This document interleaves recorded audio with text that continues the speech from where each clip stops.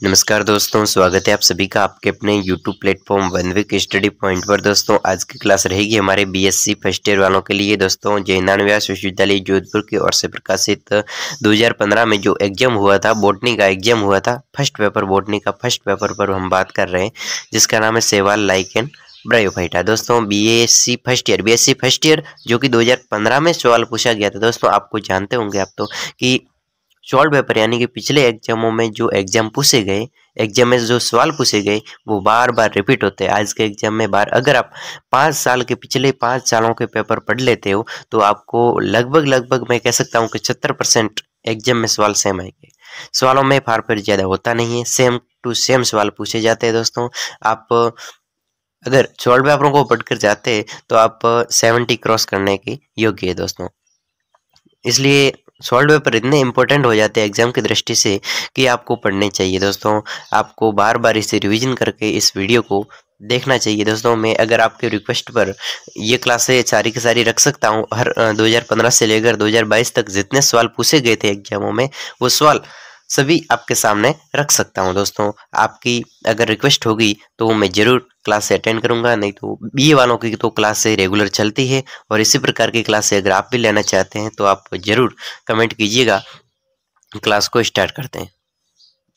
दोस्तों एक motivation line को देख लेते हैं। कुछ लाइनें मोटिवेशनल लाइन है दोस्तों। हिम्मत न हारिए, इसका शीर्षक रहेगा। दोस्तों क्या है कि क्या करे, परिस्थितियां हमारे अनुकूल नहीं, कोई हमारी सहायता नहीं करता। दोस्तों हमारी जीवन में, हमारे जो लाइफ साइकिल में वैसे देखा जाए तो कभी कभार ऐसी स्थिति बन जाती है कि न कोई सहायता करने के लिए तैयार होता है। ऐसी प्रतिकूल परिस्थितियां बन जाती है और इस प्रतिकूल परिस्थितियों में हमें क्या करना चाहिए, और कोई हमें ऐसा मौका भी नहीं मिलता जिसकी शिकायत निरर्थक है। दोस्तों ऐसा हमें मौका भी शिकायत करने का नहीं मिलता, और उसका मौका मिले तो भी वो मौका निरर्थक साबित होता है, यानी बिल्कुल अर्थ उसका निकलता भी नहीं है। तो ऐसी जो भावनाएं हमें उत्पन्न होती, मैं क्या करूं, मेरे साथ ये हो गया, मेरा कोई सहायता नहीं करता, मुझे कुछ आता नहीं, मुझे कुछ याद नहीं होता, यूं मन की जो परिस्थितियां हैं, जो मन में ये विकार उत्पन्न होते हैं, ये अपने दोषों को दूसरों पर थोपते। दोस्तों इसकी हमारे मन में ये होता है कि इसकी वजह से ऐसा हुआ है, तो ये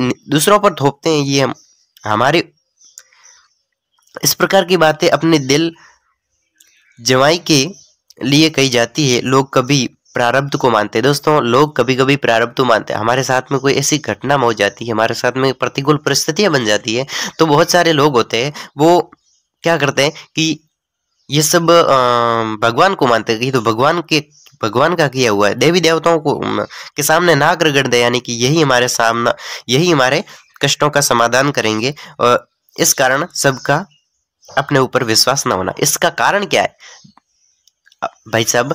अब हमारे खुद पर कोई विकट परिस्थितियां आई है, प्रतिकूल परिस्थितियां आई है, और मैं खुद भगवान के सामने जाकर नाक रगड़ूंगा, भगवान के सामने जाकर निवेदन करूंगा, तो इसमें मेरी भूल है। इसमें मेरी ये भूल है कि मुझे खुद पर विश्वास नहीं है, और न ही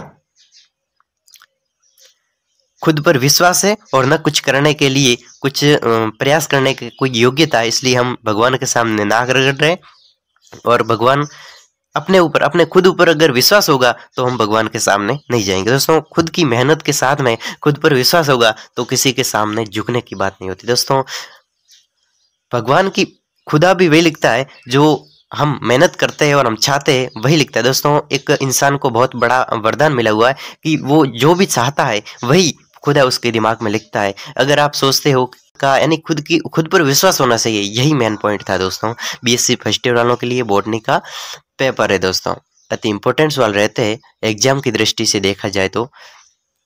दोस्तों पहला सवाल आप सभी के सामने पेश हो रहा है, अति इंपॉर्टेंट सवालों की श्रेणी में रख सकते हैं दोस्तों, क्योंकि सॉल्व पेपर है, 2015 में पूछे गए सवाल है दोस्तों, और हर वर्ष कॉलेज एग्जाम में ये सवाल रिपीट होता है। दोस्तों पहला सवाल आप सभी के सामने पेश हो रहा है। अगर आप चैनल पर पहली बार है और वीडियो को वॉच कर रहे हैं तो चैनल को सब्सक्राइब जरूर कर लीजिएगा। क्लास को स्टार्ट करते हैं।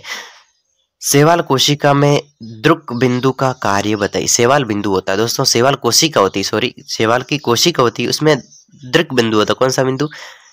अब कोई शैवाल है, उस शैवाल में एक कोशिका होती है, उस कोशिका के एक दृक बिंदु होता है। कौन सा बिंदु? दृक बिंदु होता है। उस बिंदु का, दृक बिंदु के कार्य क्या होते हैं वो लिखना है। शैवाल में दृक बिंदु को प्रकाशग्राही तथा प्रकाश संवेदी अंग माना जाता है। क्या माना जाता है? शैवाल आपने देखे होंगे, नील हरित शैवाल नीले कलर के होते हैं, जो कि बिल्कुल नम स्थानों में उगते हैं। कैसे नम स्थानों, जहाँ पर कीचड़ वगैरह है, बिल्कुल गहरी यानी कि गीली भूमि रहती है, वहां पर ये शैवाल उगा करते हैं।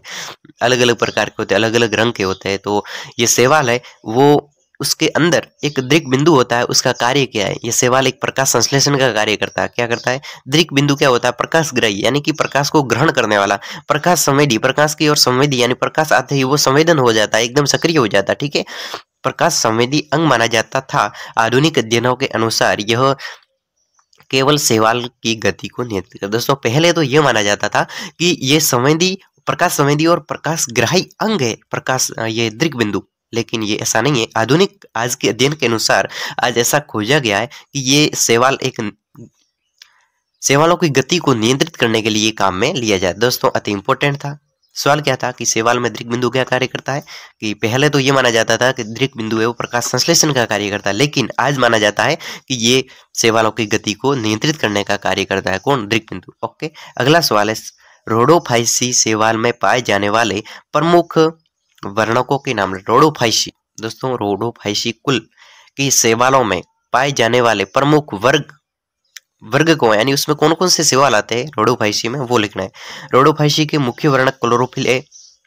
रोडोफाइसी में एक वर्णकों के रूप में अलग अलग प्रकार के क्लोरोफिल पाए जाते हैं। Chlorophyll A, chlorophyll B, beta carotene और फाइक्रोथ्रोम्बिन, फाइकोइरेथ्रिन। कौन सा? थ्रोम्बिन, फाइक्रोइरेथ्रिन, एल्फा फाइकोसाइनिन और जेंथोफिल आदि। रोडोफाइसी शैवाल के अंतर्गत क्या आते हैं? क्लोरोफिल है, chlorophyll B, beta carotene, phycoerythrin, alpha phycocyanin और जेंथोफिल। ये किस में आते हैं? रोडोफाइसी शैवाल के अंतर्गत आते हैं। दोस्तों अगला सवाल है, तीसरा सवाल अति इंपॉर्टेंट सवाल की श्रेणी में। दोस्तों आप जरूर इस वीडियो को रिपीट कर लीजिएगा, आपको दिमाग में जरूर रहेगा। दोस्तों अगर आप खुद के सॉल्व पेपर पढ़ रहे हैं तो बहुत अच्छी बात है, और ये ऑनलाइन पढ़ने का एक अच्छा जरिया है, जिसमें आप आपके एक्स्ट्रा टाइम में आप इसको वीडियो को वॉच करके अपने दिमाग में सवालों को रिपीट करने का एक जरिया मान सकते हैं। दोस्तों वॉल्वॉक्स से संतति कॉलोनी को परिभाषित। वॉल्वॉक्स के माध्यम से संतति कॉलोनी किस प्रकार हम परिभाषित कर सकते हैं, वो लिखना है। संतति कॉलोनी को वॉल्वॉक्स की सहायता से परिभाषित करना। वॉल्वॉक्स में अलैंगिक जनन बसंत तथा ग्रीष्म ऋतु में संतति कॉलोनी के निर्माण से होता। किससे? वॉल्वॉक्स में अलैंगिक जनन है वो बसंत ऋतु और ग्रीष्म ऋतु में संतति कॉलोनी के निर्माण से ये वॉल्वॉक्स का निर्माण होता है। कॉलोनी में के पक्ष भाग की कुछ कोशिकाएं फूलकर बड़ी होती है। कॉलोनी की जो पक्ष भाग की, कॉलोनी के अंदर जो पक्ष भाग की पीछे वाली जो कोशिका होती है वो फूलकर बड़ी हो जाती है। इन्हें गोनिडिया कहते हैं। क्या कहते हैं? गोनिडिया के नाम से जाना जाता है। जो कॉलोनी के अंदर जो कोशिका होती है फूल जाती है और उसे गोनिडिया के नाम से जानते हैं। इसके जीवद्रव्यों में अनेक अनुदैर्ध्य विभाजन होते हैं, जिससे संतति कॉलोनी का निर्माण होता है। इसका जीवद्रव्य होता है, उस गोनिडिया का जीवद्रव्य, उसमें क्या होता है? अनेक अनुदैर्ध्य विभाजन होते हैं और उस विभाजनों की सहायता से ये संतति कॉलोनी का निर्माण होता है। दोस्तों अगला सवाल है दोस्तों अति इंपॉर्टेंट सवाल है, चौथा सवाल। दोस्तों ये 2015 में पूछे गए थे सवाल। दोस्तों ये सवाल एक एक नंबर के सवाल रहते हैं, और अगला जो आपके JNU एग्जाम होगा तो उसमें क्या होगा कि लगभग क्या 3 घंटों का पेपर होता है। दोस्तों पहले तो कोरोना का टाइम था, इसलिए 1.5 घंटा का पेपर रखा जाता था, लेकिन आज के समय क्या होता, कोरोना है नहीं, और पहले का जो पैटर्न था, यानी कि छोटे छोटे सवाल है, ये 1 नंबर के रहते हैं और पहले रहते थे 3-3 नंबर के। दोस्तों ये सवालों के नंबर भी कटा लिए और टाइम बढ़ा लिया है, तो आपको तैयारी के साथ में जाना है और नंबर लाना है। दोस्तों नंबर नहीं आएंगे, JNU एक्टिव हो गया है, और अब जैसे तैसे लिखने से पास कॉलेज में अच्छे नंबर नहीं आते हैं। दोस्तों इसलिए सॉल्व पेपरों को नज़रों में बार बार लाना पड़ेगा, तभी जाकर दिमाग में छपेगा। कारा में नर व मादा जननांग के नाम लिखा। कारा है, इस कारा के अंदर नर और मादा जननांग को किस नाम से जानते हैं, उस नाम को लिखना है। कारा में नर तथा मादा जननांगों के नाम। कारा में नर जननांग को पूदानी के नाम से जानते हैं, आप सभी जानते हैं, और पूदानी या फिर ग्लोब्यूल, और मादा जननांग को अंडधानी या फिर न्यूक्यूल के नाम से जानते हैं। दोस्तों अगला है 5वां सवाल है, परपटीमय लाइकेन को परिभाषित कीजिए। परपटीमय लाइकेन क्या है? परपटीमय लाइकेन क्या? परपटीमय लाइकेन शैवाल या पादप शरीर, शैवाल नीले कलर का होता है। शैवाल या फिर पादप का शरीर, पादप का शरीर पपड़ी नुमा संरचना बना, शैवाल या पादप का जो शरीर है वो पपड़ी नुमा संरचना बनाता है। इस पपड़ी नुमा संरचना पतली कठोर संरचना के तौर पर निरूपित होती है। पतली और कठोर संरचना के रूप में ये निरूपित होती है और पर्पटी में लाइकेंस का थैलस चट्टानों या वृक्ष की साल में आंशिक या पूर्ण रूप से धंसा रहता है। यानी वृक्ष की साल में, ये पर्पटी में शैवाल है, पर्पटी में शैवाल और लाइकेन है, ये वृक्ष की साल या फिर हम कह सकते हैं पहाड़ों पर जो बिल्कुल छोटे छोटे खड्डे होते हैं वहां पर ये धंसे हुए पाए जाते हैं। कौन? पर्पटी में शैवाल कहाँ पर पाए जाते हैं? वृक्षों की साल में वो खड्डे होते हैं उसमें, या फिर पत्थरों पर पाए जाते हैं, बड़े बड़े पाखर होते हैं उस पर जो छोटे छोटे छेद होते हैं उसमें ये धंसे हुए पाए जाते हैं, अंदर घुसे हुए पाए जाते हैं। और राइजिन्स द्वारा आधार स्थल से चिपका रहता है। राइजिन्स ये किसकी सहायता से चिपकते हैं? शैवालों के अंदर राइजिन्स की सहायता से ये चिपकने का कार्य करते हैं दोस्तों। अगला सवाल है, ये छठवां सवाल है दोस्तों, लाइकेन का पारिस्थितिक। दोस्तों अति इंपॉर्टेंट सवाल की श्रेणी में आता है दोस्तों, बार बार इसे ये सवाल आपके सामने पिछले एग्जामों में आया है, हर सॉल्व पेपर में, हर 2015 का सॉल्व पेपर है तो 2016 में भी ये सवाल आया हुआ है दोस्तों। लाइकेन के आर्थिक महत्व, लाइकेन के पारिस्थितिक महत्व के बारे में लिखना बहुत ही इंपॉर्टेंट सवाल है दोस्तों। चलिए पढ़ते हैं। पर्पटी में शैवाल, ये तो 1 नंबर का सवाल है, इसको शॉर्टकट में लिखना, ठीक है। और अगर ये 5 नंबर का सवाल आ जाए तो इसको बड़ी व्याख्या सहित आर्थिक महत्व और पारिस्थितिक महत्व, औषधीय महत्व और हानिकारक प्रभाव, ये सारे मानव के लिए लाभदायक, वो सभी सारे के सारे हानिकारक, फायदेमंद और औषधि के रूप में हर कोई इस लाइकेन का जो महत्व है, फायदा है, वो नुकसान है, वो सारा का सारा लिखकर हमें 5 नंबर दिए जाएंगे। इसलिए इस सवाल को रटना जरूरी है। ये तो 1 नंबर का है। तो पर्पटी में लाइकेन द्वारा, पर्पटी में यानी पर्पटी में कहाँ पर है? हमने अभी बताया कि पर्पटी में लाइकेन है, ये शैवालों, ये वृक्षों की जो साल होती है उसके अंदर छेदों में पाए जाते हैं, वृक्षों की साल में। तो पर्पटी में लाइकेन द्वारा विभिन्न प्रकार के कार्बनिक, पर्पटी में लाइकेन के द्वारा विभिन्न प्रकार के कार्बनिक अम्लों जैसे हाइड्रोक्लोरिक एसिड, ऑक्सैलिक एसिड का स्रावण करके चट्टानों के विदरण का कार्य करते हैं। दोस्तों ये लाइकेन है वो चट्टानों और वृक्षों की सालों में उगते हैं। तो चट्टानों पर ये अगर लाइकेन चट्टानों पर उगते हैं तो वो क्या करते हैं? वहां पर उगे तो हाइड्रोक्लोरिक एसिड और ऑक्सैलिक एसिड का स्रावण करके चट्टानों का विदरण यानी तोड़ना। अब चट्टानों पर उगेंगे तो चट्टानों को तोड़ेंगे, वहां पर छेदों में घुसेंगे और धीरे धीरे करते चट्टानों को तोड़ेंगे। इसके कारण, इन एसिड के कारण ये विदरण का कार्य करते हैं। कौन? लाइकेन विदरण का कार्य करते हैं, चट्टानों को तोड़ने का कार्य करते हैं, जिसे जैविक विदरण कहते हैं। एवं इसकी वजह से मृदा का निर्माण होता है। अब वो तोड़ेंगे, थोड़े थोड़े टुकड़ों में टूटेगा, बिल्कुल छोटे छोटे टुकड़ों में टूटेगा, छोटे छोटे टुकड़ों में टूटेगा तो मृदा का निर्माण होगा और मृदा निर्माण होकर वहां पर यानी पहाड़ों पर कृषि करने का कार्य भी किया जाता है दोस्तों। अगला सवाल है, भारतीय ब्रायोफाइटा का पिता। दोस्तों अति इंपॉर्टेंट सवाल, भारतीय ब्रायोफाइटा का पिता किसे कहा जाता है? नाम लिखिए। ये तो 2nd ग्रेड का सवाल कह सकते हैं हम कि भारतीय ब्रायोफाइटा का पिता किसे कहा जाता है, उस वैज्ञानिक का नाम। भारतीय ब्रायोफाइटा का पिता प्रोफेसर SR कच्छप। प्रोफेसर आप ऐसे लिख सकते हैं, प्रोफेसर SR कच्छप, प्रोफेसर HR कच्छप को भारतीय ब्रायोफाइटा का पिता कहा जाता है। किसको? प्रोफेसर SR कच्छप को, प्रोफेसर HR कच्छप को भारतीय ब्रायोफाइटा का पिता कहा जाता है दोस्तों। ओके। रिक्शिया के स्त्री